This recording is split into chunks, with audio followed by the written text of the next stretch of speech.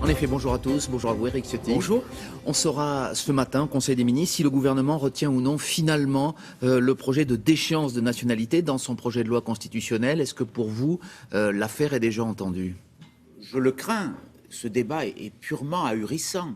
Apprendre hier de la voix de la garde des Sceaux, qui plus est depuis l'étranger, que cette réforme, annoncée solennellement par le président de la République au congrès de Versailles, était retirée du texte, est un pur scandale. La aussi bien sur la forme. n'a pas encore été confirmée que sur par le fond. l'Élysée et Matignon. Il faut peut-être être prudent, vous ne pensez pas? Madame Taubira n'a pas été prudente. Si aujourd'hui la déchéance est dans le texte, il faudra que Madame Taubira quitte le gouvernement. Mais je crains que nous soyons aujourd'hui dans un pur calcul politicien. Monsieur Hollande a menti à la représentation nationale à Versailles. Il n'est pas digne aujourd'hui d'exercer cette responsabilité qui nécessite du sang-froid, qui nécessite du courage, qui nécessite de la vérité. On nous dit que nous sommes en état de guerre et on joue à des calculs politiciens pour ressouder la majorité. Monsieur Hollande a cédé à Monsieur Cambadélis. Enfin, tout ça est ridicule, tout ça est ahurissant.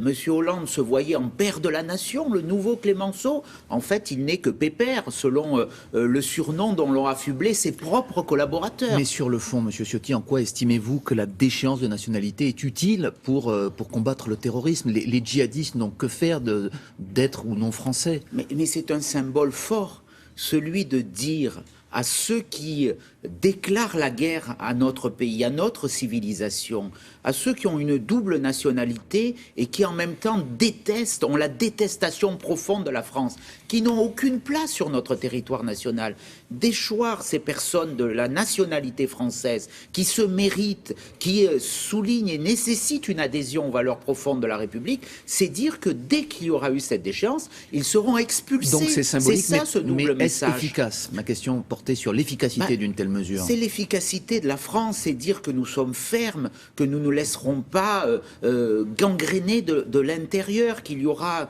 une force qui s'opposera à ceux qui veulent nous détruire. C'est tout cela le symbole de ce message. Et d'ailleurs, François Hollande l'avait compris puisqu'il l'avait revendiqué, et reprenez bien ses propos à Versailles, par 2 fois il avait revendiqué, y compris pour les étrangers nés en France. Et s'il y avait une mesure d'indignité nationale qui était votée, ce ne serait pas suffisant? C'est aussi quelque part une peine assez lourde qui serait prononcée. L'indignité nationale, c'était une mesure prise par le général de Gaulle après la guerre. Enfin, c'était l'ordonnance du 26 août 1944 pour les collaborateurs.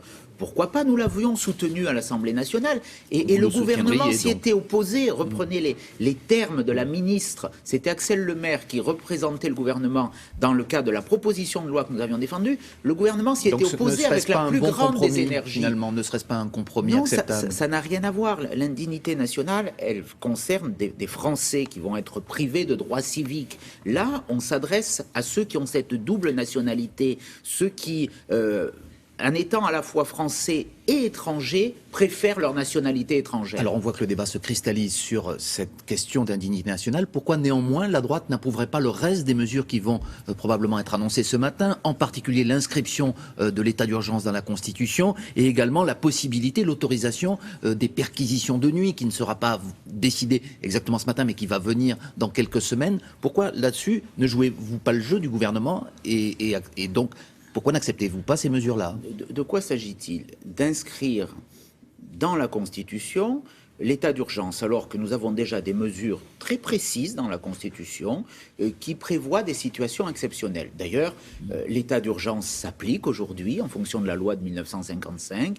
Il y a eu plusieurs milliers de perquisitions, il y a eu plusieurs centaines d'assignations à résidence. Elles ont été validées hier par le Conseil constitutionnel, donc il n'y a pas de problème. Tout ça, c'est une manœuvre politicienne. Et on ne va pas rentrer dans le jeu et la duplicité de M. Hollande. Personnellement, je ne voterai pas cette réforme constitutionnelle s'il n'y a pas la déchéance de nationalité. Je le dis très clairement, cette réforme, c'est un piège politique et nous ne sommes pas obligés de tomber dans tous les pièges politiques tendu par le machiavélique M. Hollande. Le machiavélique M. Hollande, justement, on sent qu'il y a aujourd'hui vraiment deux lignes à droite. La vôtre, celle de Nicolas Sarkozy aussi, qui est finalement très ferme contre le gouvernement de gauche, et puis une ligne plus ouverte, notamment incarnée par Jean-Pierre Raffarin, qui est prêt à faire un bout de chemin ensemble, notamment pour lutter contre le chômage. Est-ce que vous admettez ce constat qu'aujourd'hui la droite est divisée sur cette question? Moi, quelle est la situation? On a eu un choc aux élections régionales. 6 800 000 Français ont voté pour le Front National. Il faut entendre ce message. Il ne faut pas insulter les électeurs qui ont fait part par ce vote de leur colère, de leur exaspération. La vie politique a besoin de courage et de vérité. C'est tout ce qui manque au pouvoir actuel. On ne combat pas l'incendie avec les pyromanes. La situation actuelle est le fruit du bilan catastrophique de ce gouvernement. Eh bien, si certains disent qu'il faut se retrousser les manches ensemble pour lutter contre les causes de ces problèmes. Une faillite économique et sociale, près de 6 millions de chômeurs, le taux de pauvreté qui augmente, ce sont encore les chiffres de l'INSEE qui le démontrent aujourd'hui, de la précarité, une incapacité de ce gouvernement à protéger les Français, des flux migratoires qui explosent, et on va donner aujourd'hui du crédit à ce gouvernement qui est responsable de cette situation. Non, certains font fausse route, ils sont très minoritaires chez nous, et je regrette d'ailleurs que leur voix soit...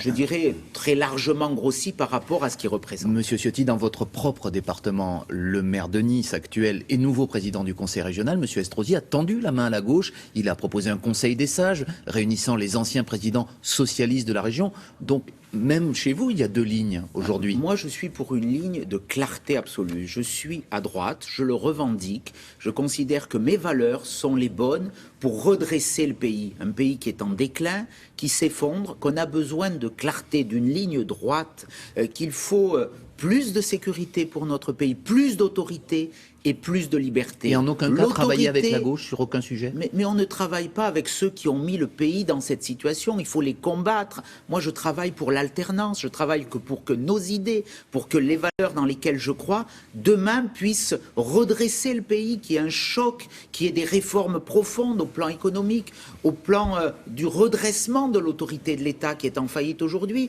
Et on va être les collaborateurs de ce pouvoir en faillite. Sincèrement, ça ne sera pas mon cas. Eh bien, on vous a entendu. Merci beaucoup, Éric Ciotti. Très bonne journée. C'est à vous, Thierry.